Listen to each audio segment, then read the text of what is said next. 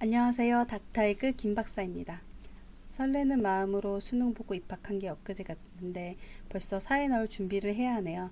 저는 농학 박사를 취득하였고 조교를 4년 동안 한 경험이 있습니다. 이를 바탕으로 농대 졸업 후 어떤 진로가 있는지 함께 살펴보고 취업 준비, 스펙 관리는 무엇을 하면 좋을지와 주요 농생대 학생들이 도전해 볼 만한 자격증을 소개하고자 합니다. 먼저 농학 전공자들의 취업 진로는 크게 네 가지로 나뉠 수 있습니다. 창업도 있겠지만 취업 준비를 중심으로 알아보도록 하겠습니다. 먼저 안정적인 직장을 선호하는 학생들은 공무원과 공기업이 있겠습니다. 공무원은 크게 농업행정, 농업연구사, 농촌지도사가 있는데요. 일반 공무원처럼 직급으로 나뉘는 농업행정직으로 9급, 7급, 5급이 있는데 이는 국가직으로 종자원, 검역소, 품질관리소가 있고 그리고 지역별 소재 한정적으로 뜨는 지방직이 있습니다. 농업연구사, 농촌지도사는 직급으로 나뉘지는 않는데 일반적으로 농업연구사는 6급, 7급 수준으로 생각하시면 되겠고 농촌지도사는 9급 수준으로 생각하시면 됩니다. 농업직 공무원은 특채를 제외하고는 일반적으로 매년 1, 2월에 다양한 직렬로 공고하게 됩니다. 직렬에 따른 응시 과목이 상이하니 미리 확인하고 준비해야겠습니다.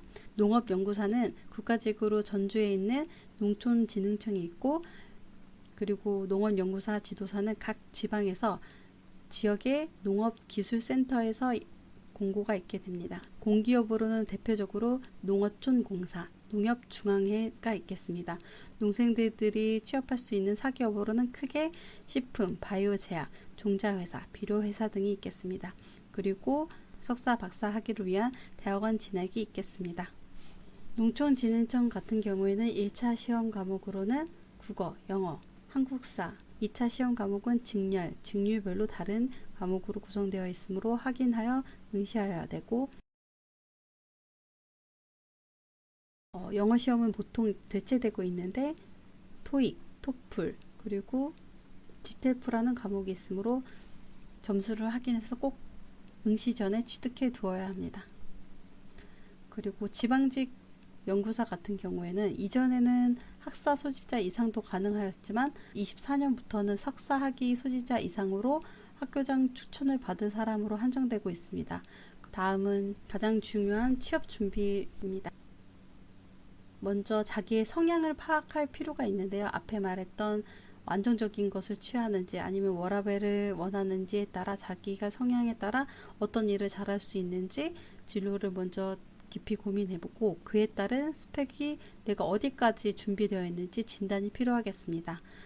일반적으로 준비해야 될 사항으로는 OA 자격증이 있는데요. 요즘은 모든 업무가 PC로 이루어지기 때문에 실무에서도 유용하게 쓰일 수 있습니다.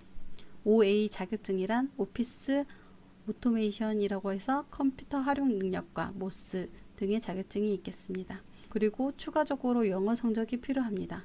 일반적으로는 700, 800 이상이 좋겠고 토익 700점은 GTF 레벨 2에서 65점 수준으로 GTF가 토익에 비해 쉽고 빠른 결과가 나와서 요즘은 공무원 준비하는 학생들에게 선호되고 있습니다. 그 밖에 자격증 준비로는 식품기사, 종자기사, 식물보호기사, 시설원예기사, 유기농업기사가 크게 있겠습니다. 그 밖에는 자소서에 소개할 만한 관련된 다양한 경험이 필요하겠습니다. 인턴과 아르바이트 등을 채용하고자 하는 분야에 따라 작성해야겠습니다. 마지막으로 농생대 취준생들이 도전해 볼 만한 자격증입니다. 한국산업인력공단에서 시행하는 자격증으로 식품기사, 종자기사, 식물보호기사, 유기농업기사, 시설원예기사가 있습니다. 시험 과목은 각각 다음에 다섯 종류의 과목으로 구성되어 있고 1차는 보통 과목당 40점 이상, 평균 60점 이상을 패스해야 되고 이렇게 패스하게 되면 2차 시험을 응시할 수 있습니다. 2차 응시는 2년 동안의 유예기간이 정해지게 됩니다. 2004년 1회에 1차 필기를 합격하였다면 2025년 4회 이전에 꼭 2차까지 합격해야지 자격증을 취득하게 됩니다. 2차는 필터평과 작업평이 있는데 평균 60점 이상을 취득해야 되고 요즘은 다 필터평으로 통일되고 있는 추세입니다. 하지만 아직까지 시설 원예 기사는 필터과 작업형이 병행되어 이루어질 뿐만 아니라 1년에 단 한 번만 시행되고 있으므로 회차를 꼭 확인해야 합니다. 다른 기사 자격증도 4회차 중에 수행하는 회차가 다르므로 매년 꼭 확인해서 미리 원서 접수 기간과 응시 기간을 꼭 확인해야겠습니다. 자격증을 비교해 보았는데요. 먼저 가장 많이 준비하는 자격증으로는 식품기사로 확인되었습니다. 식품기사는 근데 농생대뿐만 아니라 다양한 전공의 학생들이 응시할 수 있는 결과이기 때문에 가장 많은 것으로 확인됐고, 다음으로 식물보호기사, 종자기사, 유기농업기사, 시설원예기사 순이었습니다. 합격률을 기준으로 보면 1차는 종자기사, 유기농업기사, 식물보호기사가 합격률이 높았고, 최종 합격으로는 종자기사가 가장 높고 식물보호기사, 유기농업기사가 50% 수준으로 비슷하게 보였습니다. 식품기사, 시설원예기사는 저조한 합격률을 보였습니다.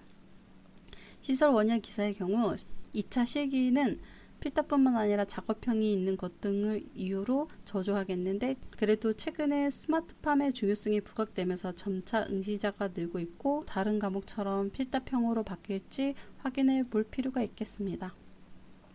결론적으로 취업 준비를 위한 스펙 관리 중이라면 식품기사, 종자기사, 식물보호기사가 좋겠고, 공무원 가산점을 위한 자격증 취득은 유기농업기사, 종자기사를 추천하겠습니다.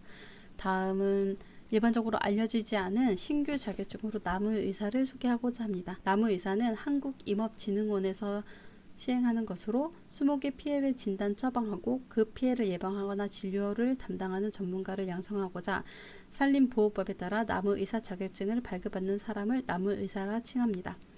응시 자격이 까다로운데요. 먼저 수목진료 관련 학과로 학사를 취득하고 1년 이상 수목진료 직무에 종사한 사람, 또는 석사, 박사 학위를 취득한 사람, 산림기능사 또는 조경진흥사 자격을 취득한 후 3년 이상 실무에 종사한 사람이 응시가 가능합니다. 그리고 뿐만 아니라 필수 과목 130시간을 포함하여 총 150시간의 교육을 수료해야 하는데요. 나무의사 양성기관에서 수행하는 것으로 과목별로 출석률이 80% 이상 되어야 하고, 교육을 받는 것에서 끝나지 않고 1차 필기, 2차 논술 시기를 패스해야 최종적으로 나무의사 시험에 합격하게 되고 나무병원을 개업할 수 있다고 합니다. 많은 도움이 되었으면 좋겠고 꼭 원하는 곳에 취업하세요. 감사합니다.